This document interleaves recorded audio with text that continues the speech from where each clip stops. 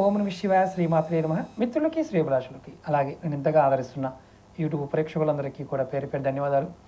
మిత్రులారా, మీ అందరికీ పరాదేవత ఎల్లవేళలా మీతో ఉండి మీ మనోవాంఛ నెరవేర్చాలని మనస్ఫూర్తిగా కోరుకుంటున్నాను.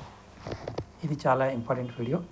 చదువు విషయంలో, పిల్లలు చదువు విషయంలో కష్టపడి చదివిన పరీక్ష సమయంలో మర్చిపోవడం, ఆశించినంతగా మార్కులు రాకపోవడం, దానివల్ల కుటుంబ సభ్యులు పిల్లలు కూడా నిరుత్సాహానికి గురవడం, ఇలా చాలా కుటుంబాల్లో పిల్లలకు జరుగుతూ ఉంటుంది.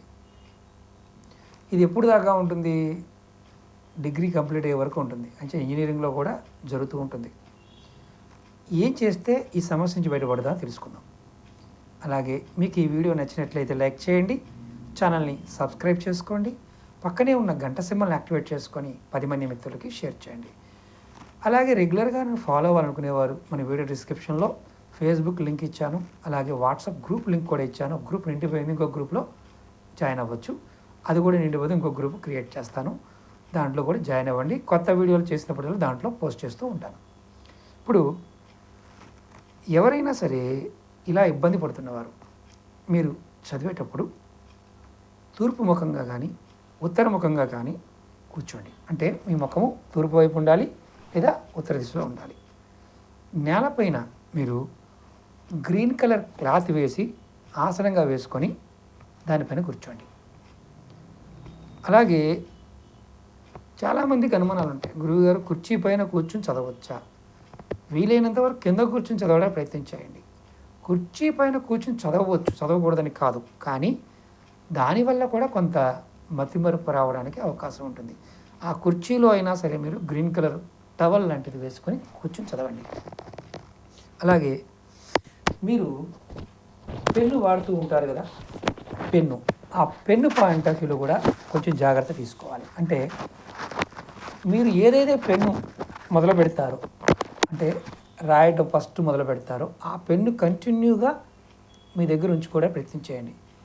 రీఫిల్ అయిపోతే రీఫిల్ మార్చుకోండి, ఇబ్బంది లేదు. అలాగే ఉదయం పూట మీరు వీలైనంత వరకు 4 గంటల టైంలో చదువు ప్రారంభిస్తే మీకు మంచి ఫలితాలు ఉంటాయి. 4 to 6 గంటల మధ్యలో చదవడానికి ప్రయత్నించండి. ఎర్లీగా పడుకోండి. ఫోన్లు, చాలామంది ఇప్పుడున్న పిల్లలు ఏంటంటే టీవీలకి, ఫోన్లకి, ట్యాబులకి, ఈ రీల్స్కి బాగా అలవాటు పడిపోయారు. దానివల్ల చదువు చాలా వరకు చెట్టెక్కేస్తుంది. గట్టిగా చెప్తే పిల్లలు బాధపడతారు తల్లిదండ్రులు. అలాగే వాళ్ళని పట్టించుకోకపోవడం వల్ల వాళ్ళ జీవితాలు ఎందుకు పనికి రాకుండా పోవడానికి కారణం కూడా కొంత తల్లిదండ్రుల కారణం కూడా అవుతారు. గట్టిగా గదిని చెప్పండి, ఫోన్లు తీసి పక్కన పెట్టమని చెప్పండి. అలాగే చదివింది గుర్తుండాలంటే చూడకుండా రాయడానికి కూడా ప్రయత్నం చేయాలి. ముఖ్యంగా ఎవరికైనా మతిమరుపు ఎక్కువగా ఉందనేవారు ఒకటికి మించి, అంటే ఒకసారి చదివింది 1-2 సార్లు దాన్ని రాయటం వల్ల కూడా త్వరగా గుర్తుంటుంది. అలాగే చదువు ప్రారంభించినప్పుడు రాగి చెంబు లేదా గాజు గ్లాసులో పక్కన నీళ్లు పెట్టుకోండి.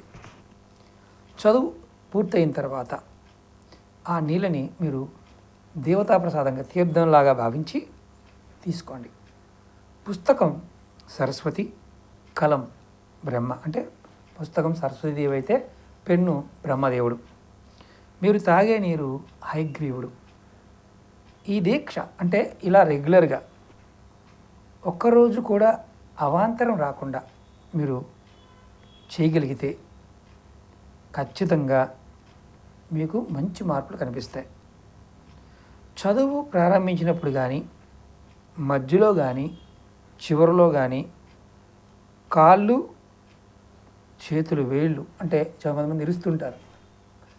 కాళ్ళు చేతులు అంటే వేళ్ళనే ఇలా చేతులు అంటే అలసిపోయినట్టుగా విరుస్తుంటారు. అలా విరవకండి. అలాగే అలా ఇరిస్తే ఏం జరుగుతుందని అనుమానం రావచ్చు. అప్పుడు దాకా చదివింది కూడా మీరు మతిమరుపుగా మర్చిపోతారు. కాబట్టి జాగ్రత్తగా చేతులు, వేళ్ళు విరవకండి. కొంతమంది లాక్కుంటూ ఉంటారు, కూర్చున్నాం కదా, కాళ్ళ వేళ్ళు, చేతులు ఇలా ఇరుస్తూ ఉంటారు, చేయకండి. అలాగే మీకు ప్రతిరోజు ఉదయాన్నే ఇలా చదివినట్లయితే మీరు ఏదైతే టార్గెట్ పెట్టుకుంటారో అది ఖచ్చితంగా రీచ్ అవుతారు. ముఖ్యంగా ఈ పరిహారానికి కులము, మతము, జాతి అంటూ ఏమీ లేవు. అన్ని జాతుల వారు, అన్ని కులాల వారు ఇది ప్రయత్నించగలిగితే చేయాలి. ప్రయత్నం చేయండి, ఖచ్చితమైన మార్పు వస్తుంది. అలాగే మీకు ఈ వీడియో నచ్చినట్లయితే లైక్ చేయండి. ఎవరైతే మిత్రులు, పిల్లలు ఉన్నారో వారికి షేర్ చేయండి. ఓం నమః శివాయ. శ్రీమాత్రే నమః.